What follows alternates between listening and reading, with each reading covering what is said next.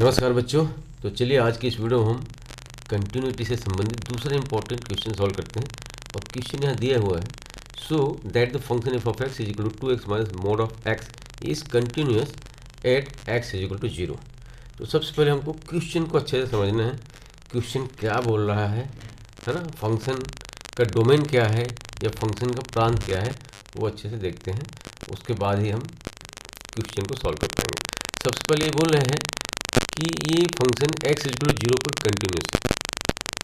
इसका तात्पर्य ये हुआ कि ये जो फंक्शन है वो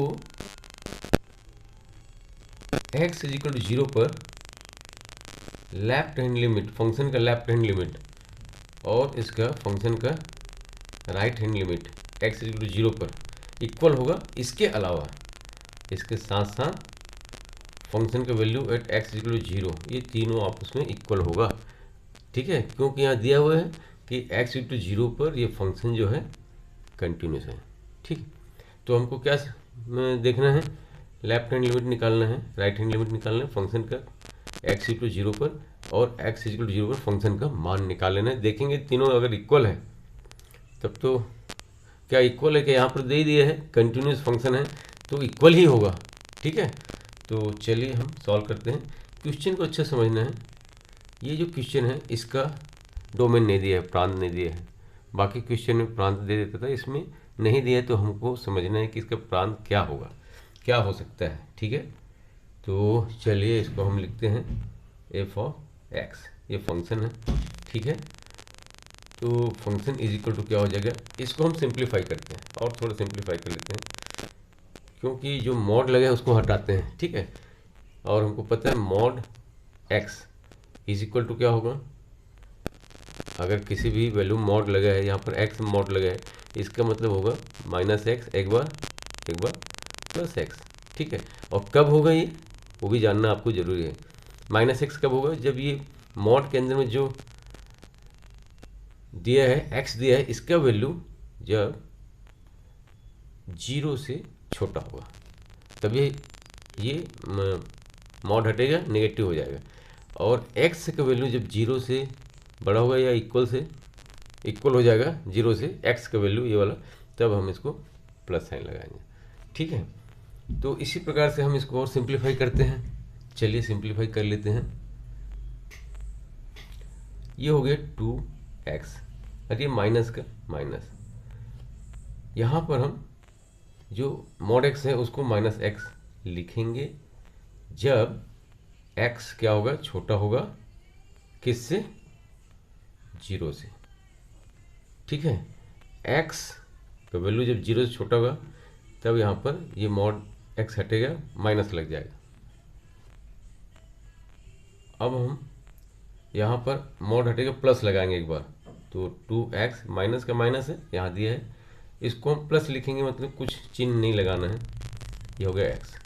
कब प्लस होगा, मॉड हटने के बाद में प्लस तब होगा जब x ग्रेटर देन 0 और इक्वल टू 0। इसका मतलब ये है कि जो x अगर छोटा है 0 से, मतलब नेगेटिव वैल्यू है। ठीक है ना, और इसका मतलब ये है कि अगर कोई वेरिएबल या x यहाँ पर दिया है, x अगर बड़ा है या फिर इक्वल है 0 से, तो ये पॉजिटिव वैल्यू होगा। नंबर लाइन से आप और क्लियर कर सकते हैं, यहाँ पर हम नंबर लाइन ड्रॉ कर लेते हैं। ठीक है, ये माइनस इन्फिनिटी तक जा रहा है, सॉरी ये यहाँ पर प्लस इन्फिनिटी तक, इस साइड में राइट साइड में, और लेफ्ट साइड में माइनस इन्फिनिटी तक जा रहा है, और बीच में कहीं पर 0 है। ठीक है, तो ये जो 0 है इसके लेफ्ट हैंड साइड में 0 से कम वैल्यू है। ठीक है, -1 -2 -3 minus infinity. Right hand side में 0 के राइट हैंड साइड में ये पॉजिटिव वैल्यू है। ठीक है, तो इसीलिए हम बोलते हैं जब x का वैल्यू 0 से छोटा होगा तब हम, क्योंकि ये नेगेटिव हो जाएगा, यहाँ पर नेगेटिव लगाएंगे, मॉड हटेगा नेगेटिव लगेगा। और 0 से जब बड़ा होगा, नंबर लाइन का कोई भी पॉइंट है ना, 0 से जब बड़ा होगा या इक्वल भी हो जाएगा तब यहाँ पर मॉड हट के क्या हो जाएगा, पॉजिटिव साइन। तो इसको अच्छा समझना है। अगर ये समझ गए तो आधा क्वेश्चन आपका सॉल्व हो गया। ठीक है, तो चलिए आगे बढ़ते हैं। क्या करना है, ये तो सिंप्लीफाई कर लिया, यहाँ से यहाँ तक आ गए, ठीक है। इसको और सिंप्लीफाई कर लेते हैं। F of x is equal to यहाँ पर माइनस और माइनस क्या हो जाएगा, प्लस, तो 2x प्लस एक्स 3x हो जाएगा।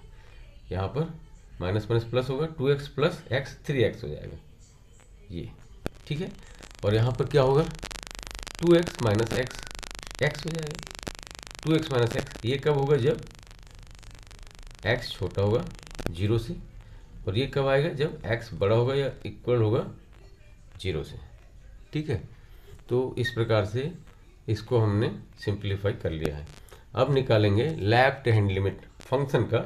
इस फंक्शन का left hand limit at x equal to 0 पर, क्योंकि वहीं पर हमको दिया है कि ये कंटिन्यूस है, तो x इक्वल टू 0 पर फंक्शन का लेफ्ट हैंड लिमिट निकालेंगे, और x इक्वल टू 0 पर फंक्शन का राइट हैंड लिमिट निकालेंगे, और फंक्शन का मान निकालेंगे x इक्वल टू 0 पर, और देखेंगे तीनों इक्वल हो रहा है कि नहीं, क्योंकि कंटिन्यूस फंक्शन है तो इक्वल होगा ही होगा। अगर इक्वल नहीं आ रहा है माने आप कहीं कहीं गलत कर रहे हैं, कहीं कहीं कैलकुलेशन में गड़बड़ हो रहा है, ठीक है।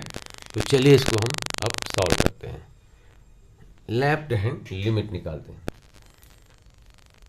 Left hand limit at x is equal to 0, function का left hand limit at x is equal to 0, तो ये हो जाएगा limit as x tends to 0, left hand side से, इधर से ये 0 है, इधर से, इधर तो नेगेटिव वैल्यू कह सकते हैं, नेगेटिव जरूरी नहीं है, ये 0 इसलिए नेगेटिव है, ये इस वैल्यू के इस साइड में है ना, हमेशा 0 से छोटा रहेगा, x का मान जो है 0 से छोटा रहेगा।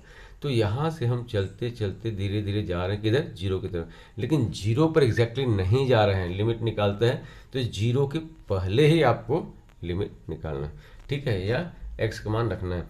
तो यहाँ पर फंक्शन एफ ऑफ एक्स हो गया, ठीक है।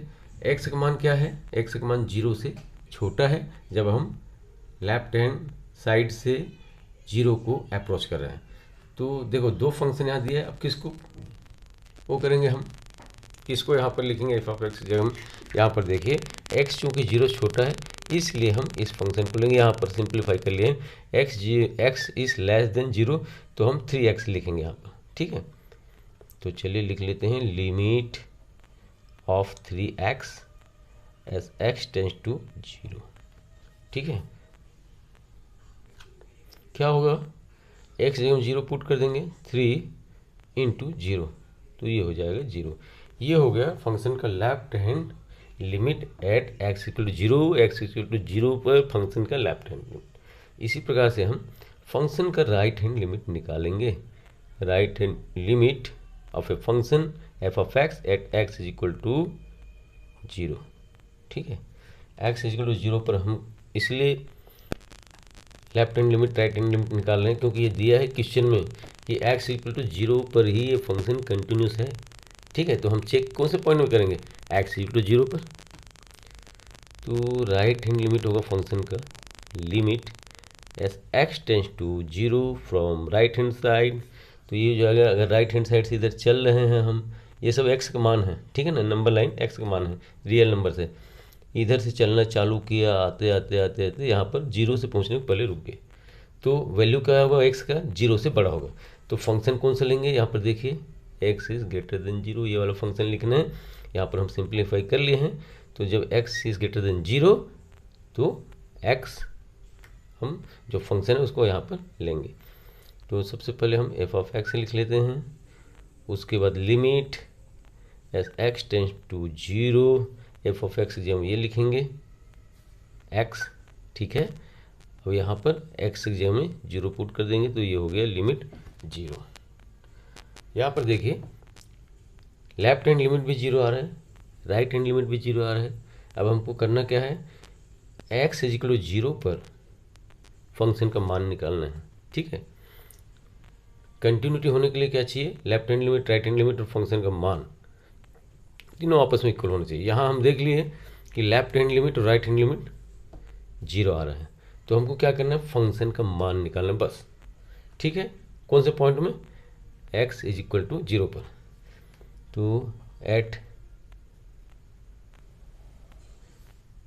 x is equal to 0, at x is equal to 0,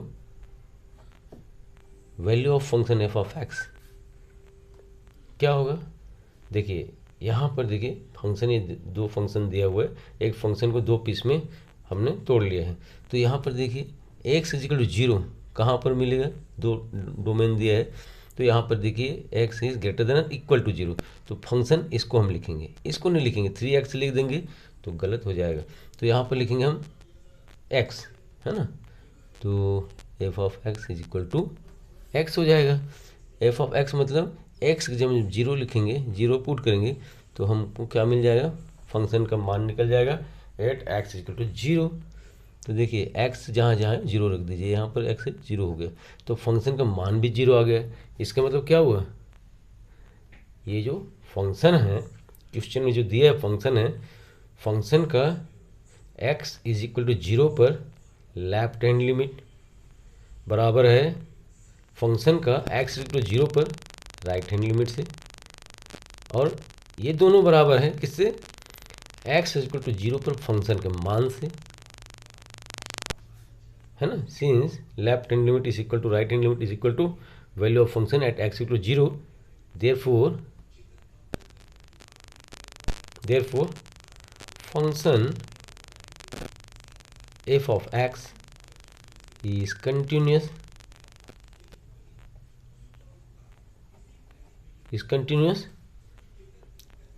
at point x is equal to 0, hence proved। यही हमको प्रूव करना था। तो इस प्रकार से जब भी मोड वाला क्वेश्चन आएगा उसको घबराना नहीं है, मोड को हमको तोड़ना है, सिंप्लीफाई करना है, ठीक है। जैसे यहाँ पर क्वेश्चन में मोड x दिया है, उसको सिंप्लीफाई करके उसका डोमेन निकालना है। डोमेन यहाँ पर देखिए डोमेन अलग अलग हो गया दो तो, इस फंक्शन का और सिंप्लीफाई की, इस फंक्शन का डोमेन ये है, इस फंक्शन का डोमेन ये है, ठीक है। तो इस प्रकार से क्वेश्चन को सॉल्व करना है दोस्तों। आशा करता हूँ कि ये वीडियो आपको अच्छा लगा होगा। अगर ये क्वेश्चन समझ आए, वीडियो अच्छा लगे तो ज़रूर लाइक एंड शेयर करें और इस चैनल को सब्सक्राइब करें। Thank you for watching.